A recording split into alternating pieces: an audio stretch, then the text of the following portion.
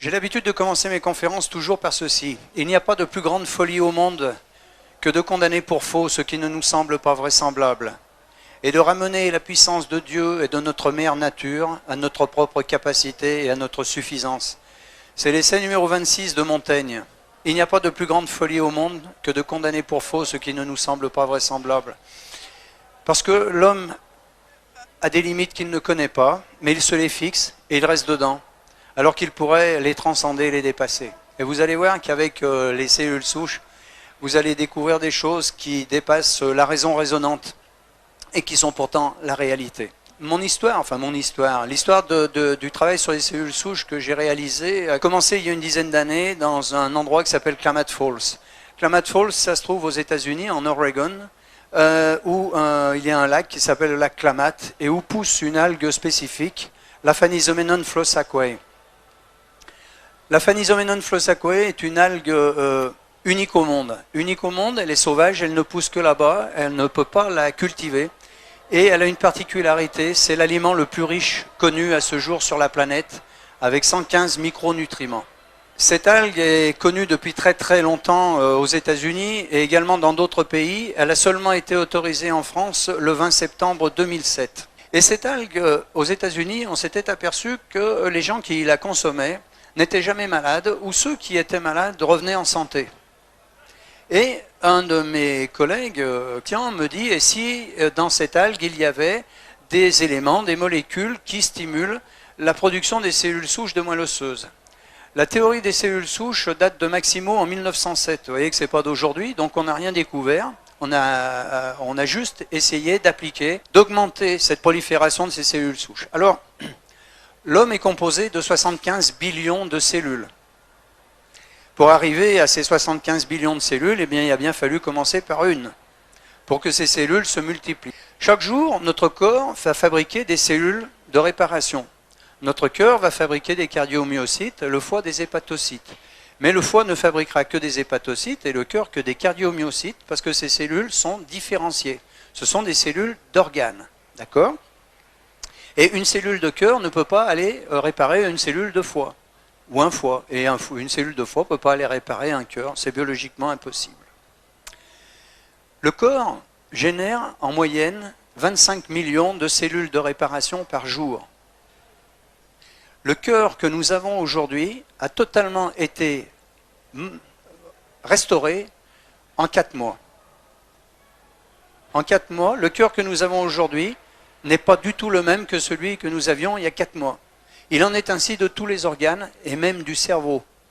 Ce qui est étonnant dans le cerveau, c'est que ces cellules, les neurones et les cellules gliales se régénèrent en permanence et pourtant on a le souvenir de ce qui s'est passé il y a 1 an, il y a 2 ans, il y a 10 ans, il y a 20 ans. C'est un miracle. Avant d'arriver à un corps complet de 75 billions de cellules, eh bien, il faut bien commencer par une seule. Alors, comment ça se passe chez les mammifères ? Eh bien, c'est un ovocyte qui est fécondé par un spermatozoïde, bien entendu, et qui va donner la vie. L'homme ne sait pas donner la vie. L'homme ne donne pas la vie. C'est un acte magique. Nous pouvons dupliquer, nous pouvons cloner. Nous ne pouvons pas donner la vie. On ne sait pas faire, ça ne nous appartient pas, grâce à Dieu. Cette cellule fécondée, cet œuf fécondé, cet ovocyte fécondé va se multiplier pour donner des cellules dites totipotentes. Et là, nous sommes dans les cellules souches, mais embryonnaires.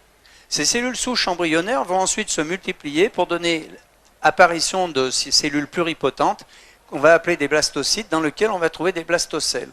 Puis l'embryon, le fœtus, puis l'humain. Les cellules totipotentes ici, ce sont les cellules embryonnaires. Totipotente, ça veut dire toute potentialité. Toute potentialité. Retenez bien ça, tout est là-dedans. Tout est dans ce tableau. Cellule embryonnaire totipotente. Une cellule. Cette cellule, elle va se multiplier en deux. Une cellule souche mère et une cellule souche fille. Ces cellules vont à nouveau se multiplier en deux, puis en deux, puis en deux, puis en deux, à l'infini. D'accord ? Quand elles vont se multiplier, elles vont donner apparition à cellules pluripotentes. Pluripotentes. Plusieurs potentialités. Totipotente, toute potentialité. Pluripotente, plusieurs potentialités. Elles peuvent se multiplier et se différencier dans tous les types de tissus. C'est-à-dire qu'une cellule totipotente ou pluripotente peut faire du cerveau, du foie, du pancréas, de l'œil, de l'estomac, de l'intestin, tous les organes. Ça, c'est scientifiquement prouvé. On a pensé, jusqu'à il y a quelques années, que les cellules souches pluripotentes n'avaient pas les potentialités des cellules totipotentes. Parce que là, nous sommes dans les cellules embryonnaires, là, dans les cellules souches adultes. Or, elles peuvent se multiplier et se différencier dans tous les types de tissus. Cela, aujourd'hui, on le sait. Ces cellules vont à nouveau continuer à se multiplier par 2 pour donner apparition des cellules multipotentes, multiples potentialités. Mais là, attention, elles ne peuvent se renouveler que dans certains types de tissus, et on va le voir dans le schéma suivant, on reviendra sur le schéma après, dans un feuillet, dans un certain type de feuillet embryonnaire. Puis ensuite, ces cellules vont se multiplier à nouveau pour donner naissance à des cellules différenciées, c'est-à-dire des ostéocytes, des cardiomyocytes, des hépatocytes. Mais une fois que les hépatocytes seront faits, aujourd'hui, dans l'état de nos connaissances, ils ne peuvent pas revenir en arrière. C'est-à-dire qu'un hépatocyte ne peut faire que du foie. Et ces cellules de foie vont se multiplier, on connaît ça depuis très longtemps, le foie est un organe qui se régénère très très vite, en permanence. Donc voilà l'œuf ici fécondé, le zygote, l'ovocyte, qui va, une fois fécondé, va donner apparition, naissance à des blastocytes dans lesquels on va trouver une trentaine de blastocèles. Ces blastocèles vont se multiplier et puis vont migrer, soit dans l'endoderme, soit dans le mésoderme, soit dans l'ectoderme. C'est ce que je vous disais dans le tableau précédent, c'est-à-dire que cellules multipotentes peuvent se renouveler qu'en certains types de tissus. C'est-à-dire, une fois qu'elles seront ici, elles ne pourront se renouveler dans l'endoderme que dans du poumon, du tube digestif ou du foie. Le tableau n'est pas exhaustif, hein, d'accord ? Par contre, si elles sont parties pour faire du mésoderme, dans ce feuillet embryonnaire dit mésoderme, elles ne pourront faire que du rein, du cœur, de la moelle et du sang, du muscle ou de l'os. Mais la même, elle peut faire de l'os ou du rein ou du muscle ou du cœur. D'accord ? Si elle est partie là, elle fera du tube digestif ou du poumon ou du foie. Mais une fois qu'elle est partie ici, elle ne peut plus être là. Hein. Et si elle part dans l'ectoderme, elle fera de la peau, du cerveau ou des nerfs. D'accord ? Mais une fois qu'elle sera ici du nerf, on revient là, elle est différenciée. Elle ne peut plus revenir en arrière. Vous allez comprendre ce que sont les cellules souches, c'est très simple, c'est très facile. Quand j'étais petit garçon, et puis je suppose que tous les petits garçons, enfin tous les hommes ici aujourd'hui, quand on était petit, on joue avec des lézards, on les attrape par la queue et les lézards ils cassent leur queue. Et la queue du lézard repousse. Cellules souches qui font repousser la queue du lézard. Donc vous avez vu, on va revenir, hein, mais c'est simple, cellules souches ici, totipotentes embryonnaires, cellules souches pluripotentes, ce qu'on va appeler adultes, cellules souches adultes, que l'on va trouver beaucoup dans la moelle osseuse, mais également dans le cerveau. Mais il est plus facile de travailler sur de la moelle osseuse que de travailler sur du cerveau. Imaginons, et ça c'est fait, bien entendu, que ces cellules souches de moelle osseuse, on vienne les prélever avec une seringue, on les cultive, on les multiplie dans des boîtes de, ce qu'on appelle les boîtes de pétri, on les nourrit, on les fait se multiplier, et une fois qu'elles sont multipliées par milliers, par millions, on va les réinjecter dans l'organe qui est malade, et ces cellules souches de moelle osseuse que l'on a prélevées, qu'on va réinjecter dans le cœur, vont faire du cœur. Mais si on les avait réinjectées dans le foie, elles auraient fait du foie. Au bout de quelques jours, et vous allez voir des photos dans quelques instants, des vraies photos, eh bien au bout de quelques jours, le cœur est entièrement reconstitué. Vous voyez qu'il n'y a même pas de traces de cicatrice, il n'y a pas de nécrose au niveau du cœur. Si ça avait été dans le foie, elle aurait fait du foie, réparé complètement le foie. Alors, les petits points bleus ici, ce sont les cellules souches qui, naturellement, tous les jours, nous en relarguons environ 3 millions de cellules souches de moelle osseuse. Hein, environ 3 millions. Tous ici, c'est une moyenne. Et ces cellules souches, de manière naturelle, migrent à travers l'os et vont circuler dans la circulation sanguine. Il faut 36 heures à une cellule souche pour qu'elle fasse le tour complet du corps humain. 36 heures. Alors imaginons que ce petit point bleu ici, ce sont des cellules souches qui circulent, hein, ça c'est des veines, des artères, et puis elles partent ici. Et elles arrivent dans le foie. Et ici, vous voyez dans le foie, injury. Injury, c'est un stress. Il y a un problème au foie. Eh bien, qu'est-ce qui va se passer? Le foie, lorsqu'il a un problème, quel que soit l'organe, il va générer des signaux de détresse, qu'on appelle des cytokines. Imaginons qu'il y ait le feu ici, qu'est-ce qu'on va faire? On fait le 18. Ben, on ne fait que reproduire ce que fait la nature. Le foie, il fait le 18. Les cytokines vont appeler au secours. Donc, les cellules souches sont les pompiers, elles arrivent ici. Elles arrivent ici et elles vont réparer le foie, parce que le foie a appelé. Mais elles ne vont pas réparer ça comme ça par hasard. Et là, je vais vous montrer un tout petit morceau de film. Regardez-le bien, c'est assez impressionnant. Vous avez ici une cellule souche et ici ce qu'on appelle une cellule d'adhérence. Parce que les cytokines, ce sont ces signaux de détresse. Mais la cellule souche, quand elle va passer, elle va passer. Et comment elle va faire pour faire du foie? Eh bien, il faut qu'il y ait une cellule, ce qu'on appelle les cellules d'adhérence, qui vont les coopter. Et regardez bien ce qui va se passer. Ça, c'est une cellule souche. Ça, c'est une cellule d'adhérence. Regardez bien, ça ne dure pas longtemps, mais c'est très, très chouette. For the brain from embryonic stem cells. And it turns out that we're able to do this. And that these neural stem cells, as we call them. La cellule d'adhérence va chercher la cellule souche et lui dit, viens ici et toi, tu vas faire du foie, si c'est un problème de foie, ou du cœur, si c'est un problème de cœur. Ce film a été fait par l'université d'Édimbourg.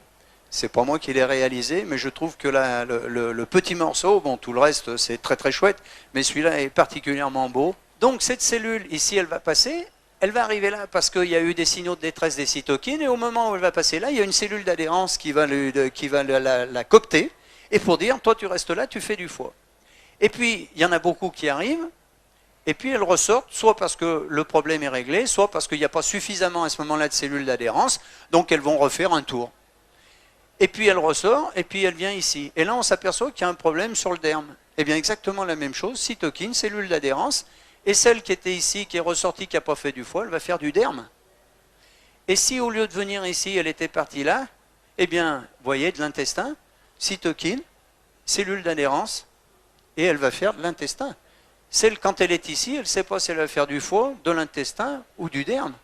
Elle peut tout faire. Pluripotente. C'est merveilleux. C'est merveilleux. Donc nous avons, chaque jour, 3 millions de cellules souches que nous libérons et qui sont capables de nous réparer.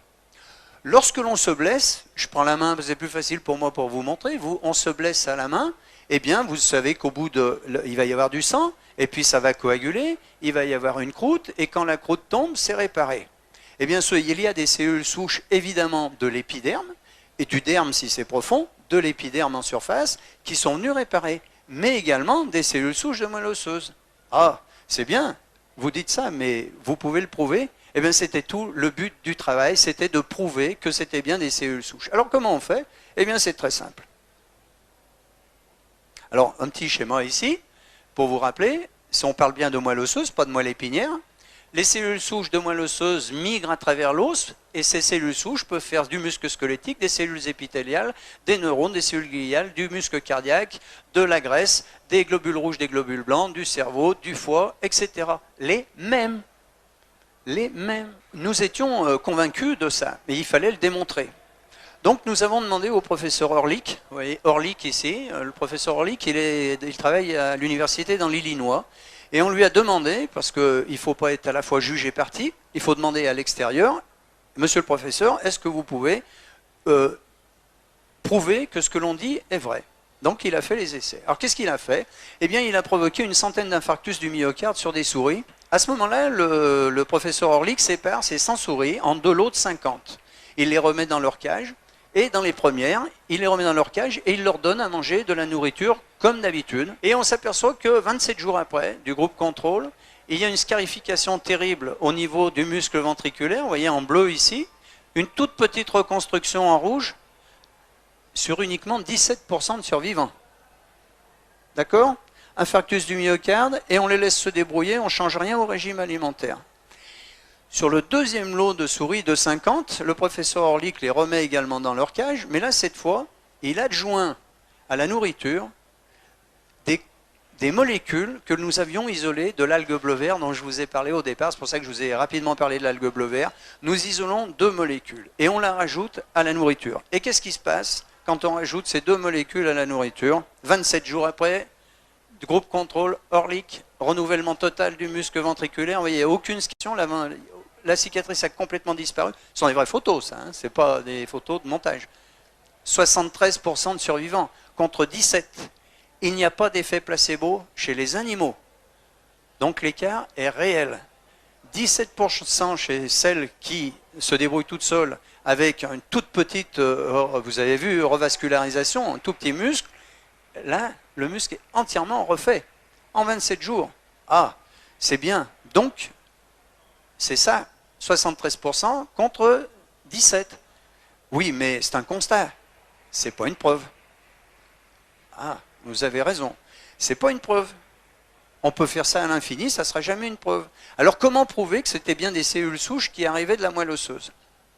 Eh bien, je le dis dans toutes les conférences, lorsque j'étais plus jeune, à partir de l'âge de 15 ans, dans les 63, eh bien, je faisais de la spéléologie.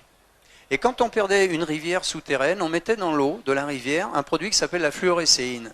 Cette fluorécéine, c'est un produit qui est indélébile et que l'on va retrouver 100 mètres, 500 mètres, 5 km, 10 km, 20 km, 30 km plus loin, quand l'eau va résurger. Et quand cette eau va résurger, va ressortir de la terre, dans un lac ou dans une rivière, on va voir que cette eau est fluorescente. C'est la preuve qu'elle vient bien de l'endroit où on a mis la fluorécéine, elle est passée dans la terre et elle ressort. Eh bien, on a fait exactement la même chose. Le professeur Orlik a simplement mis un produit fluorescent dans la moelle osseuse, que l'on appelle le test d'immunofluorescence. On provoque un infarctus du myocarde, ou peu importe l'accident, et à ce moment-là, on attend, et on regarde ce qui se passe, et 36 heures après, alors bon, ça c'est un dessin bien entendu, le cœur humain, il y a un infarctus du myocarde, et 36 heures après, qu'est-ce qu'on s'aperçoit? Que 30% des cellules de réparation étaient fluorescentes. Donc elles venaient bien de la moelle osseuse, elles avaient migré, et pour venir réparer le problème, grâce aux cytokines qui appellent, et aux cellules d'adhérence. CQFD. La démonstration était faite que c'était bien ça. Alors notre but à nous, c'était de dire, eh bien, puisque nous avons 3 millions de cellules souches de réparation, et que manifestement ça ne suffit pas, surtout lorsque l'on vieillit, c'est pour ça que l'on vieillit, est-ce qu'il n'y aurait pas dans cette algue bleu-vert des éléments qui permettent de stimuler l'augmentation de ces cellules souches et leur prolifération? Eh bien oui, et on avait isolé à l'époque 2 éléments qui ont permis d'augmenter cette production et cette migration de 30%. C'est-à-dire qu'au lieu d'avoir 3 millions de cellules de réparation quotidiennes, comme je vous ai dit tout à l'heure en moyenne, eh bien on en avait 3,9 millions. Donc on avait 900 000 cellules souches de réparation supplémentaires. Donc c'était déjà un grand progrès. En 2007, j'arrête de travailler avec l'équipe d'Oregon et de Californie, c'était la même, on travaillait dans les 2 universités. Et là, je vais travailler avec le professeur Paul Raoul Sandberg à l'université de Tampa, en Floride. Tampa, c'est la 9e université des États-Unis. Et là, on va rajouter au produit de Paul Raoul Sandberg de l'université de Floride le noyau cellulaire, le cœur de la phanisoménon, isolé avec l'éthanol. Ça veut dire qu'aujourd'hui, au lieu d'avoir 3 millions de cellules de réparation quotidiennes, on en a 5,4 millions. Ça change beaucoup de choses. Ça veut dire qu'on est capable vraiment de se régénérer beaucoup plus vite et beaucoup mieux. C'est un phénomène naturel. Il n'y a, depuis 10 ans, aucun épuisement de la production de ces cellules souches de moelle osseuse. C'était les questions qu'on a pu se poser pendant 2 ans, 3 ans au départ. Mais est-ce qu'un jour, on ne va pas épuiser? Non. C'est comme le sang. Quand vous êtes donneur de sang, on vous prend un quart de litre de sang. 3 jours après, votre sang il est entièrement reconstitué. Eh bien là, c'est la même chose. Au bout de quelques heures, les cellules souches sont à nouveau reconstituées, etc. Il n'y a pas d'épuisement du trop de prolifération des cellules souches.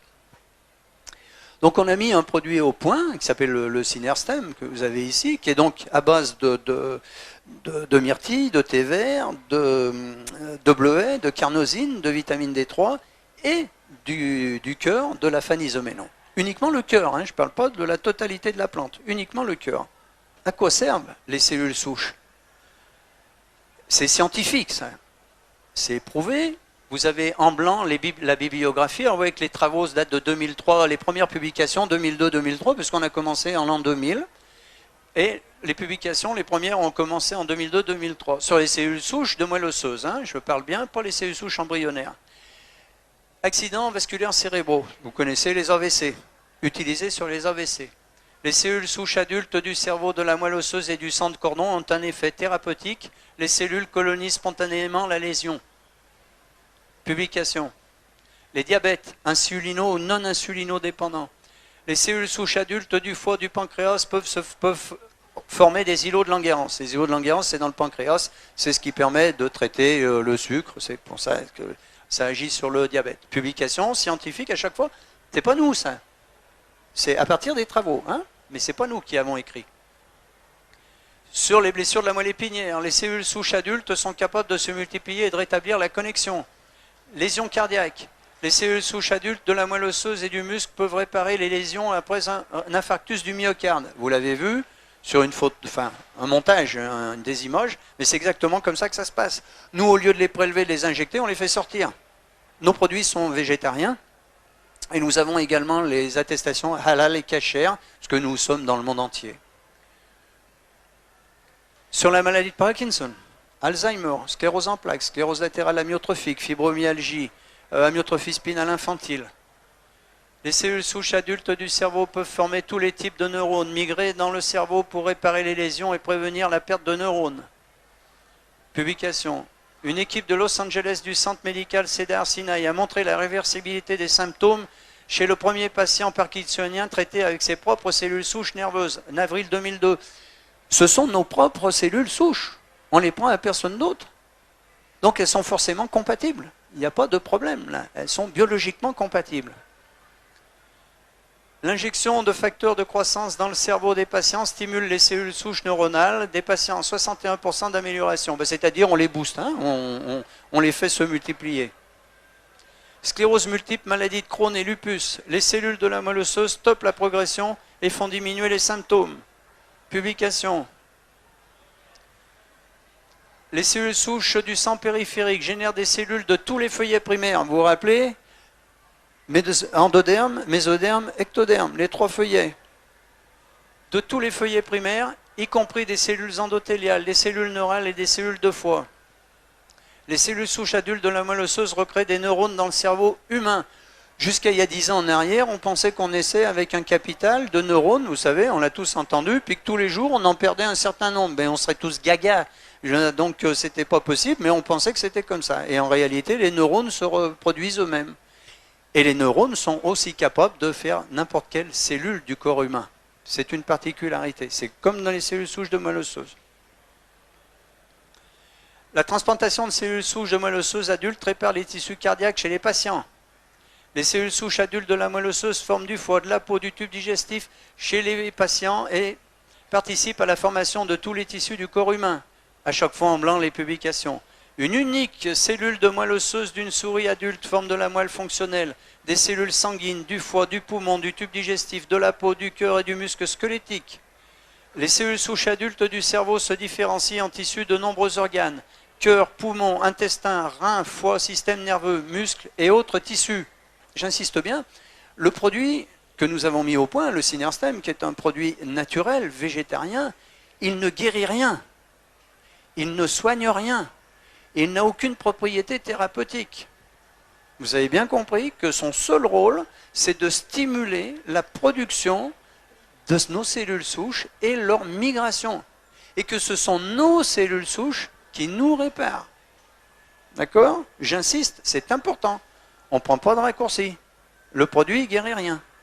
Aujourd'hui, on sait que l'on peut augmenter la production et la prolifération des cellules souches de moelle osseuse de 80%, ce qui nous permet d'avoir, de presque pas tout à fait doubler, bientôt oui, mais pas encore, de doubler notre capacité d'auto-régénération.